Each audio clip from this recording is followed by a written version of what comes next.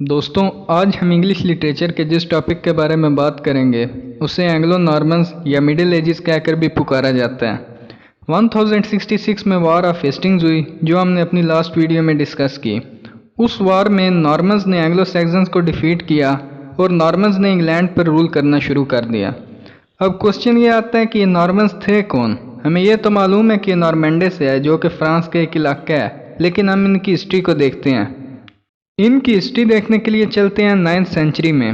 9th century میں ایک لٹیروں کا ٹرائب تھا جسے وائکنگز بولا جاتا تھا۔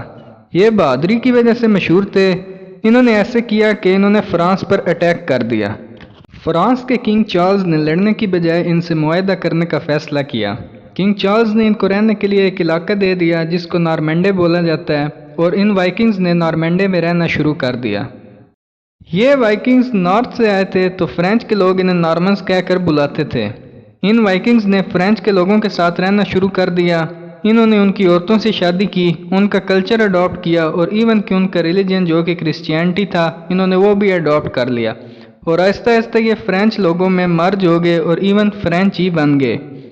یہ نارمنز جب انگلینڈ آئے تو یہ اپنا کلچر اسپیشلی اپنی لینگویج لے کر آئے۔ انہوں نے فرینچ کو نیشنل لینگویج بنا دیا اور انگلش کو 13th سینچری تک ٹوٹلی اگنور کیا گیا۔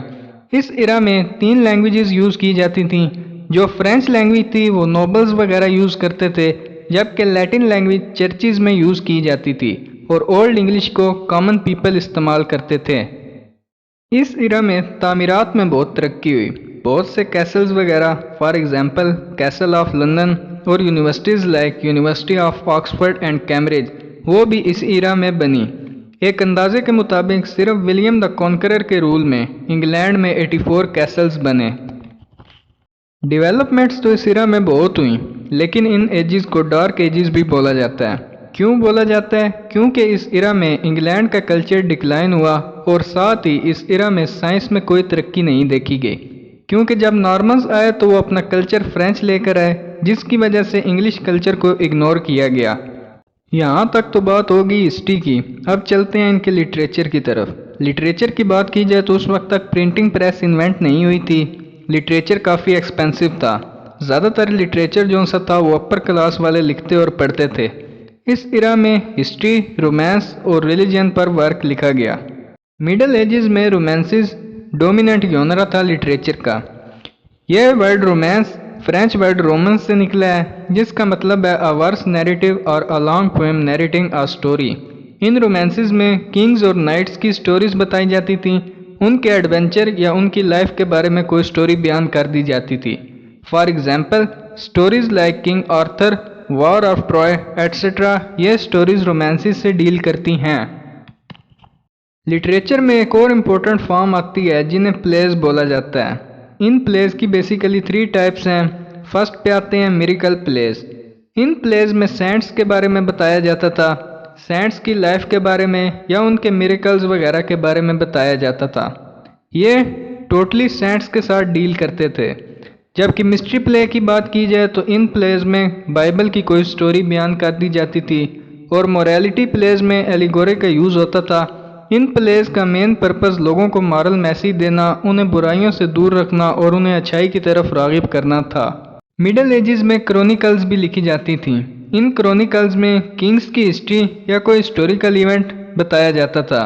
ان میں رائٹرز کوئی سجیشن یا اوپینین نہیں دے سکتا تھا، کوئی بھی چینجنگ کیے بغیر ایونٹ یا ہسٹری لکھتا تھا۔ فار ایگزامپل بروٹ بائی لائمن بھی ایک کرونیکل ہے جس میں بریٹین کے کنگز کے بارے میں بتایا گیا ہے۔ مڈل ایجز کے پوئٹس کے بارے میں بات کرتے ہیں۔ فرسٹ پہ آتی ہیں میری ڈی فرانس۔ یہ فیمیل پوئٹ تھیں 12th سینچری کی۔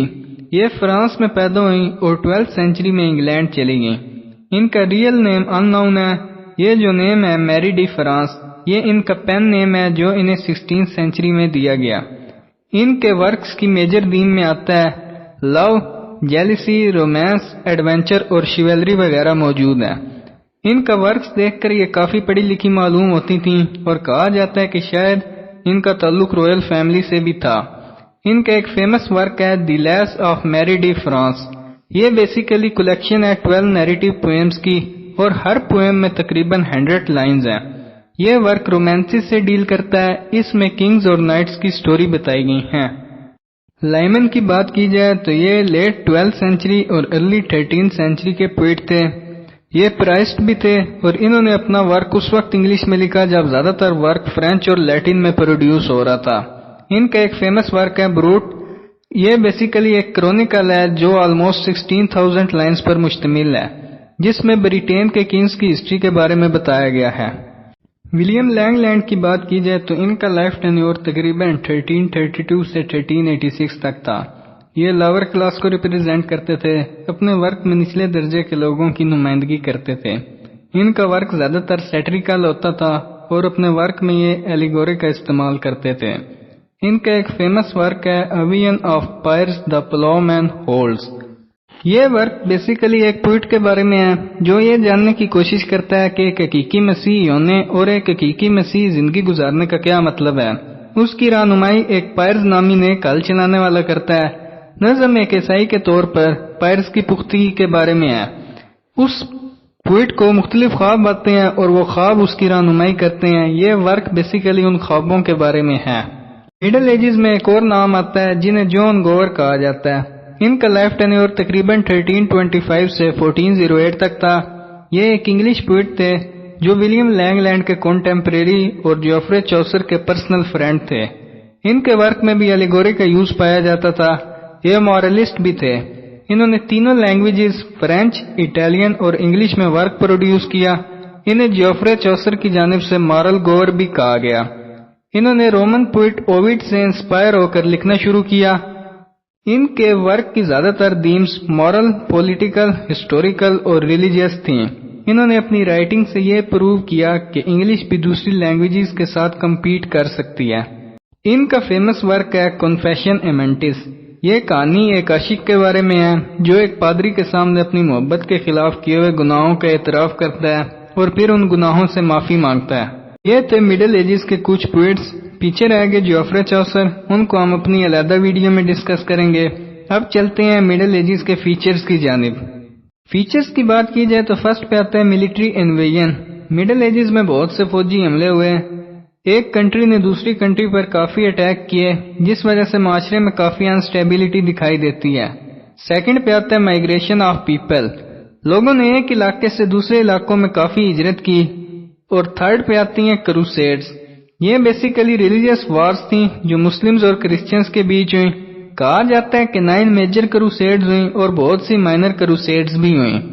فورتھ پہ آتا ہے فیوڈلزم۔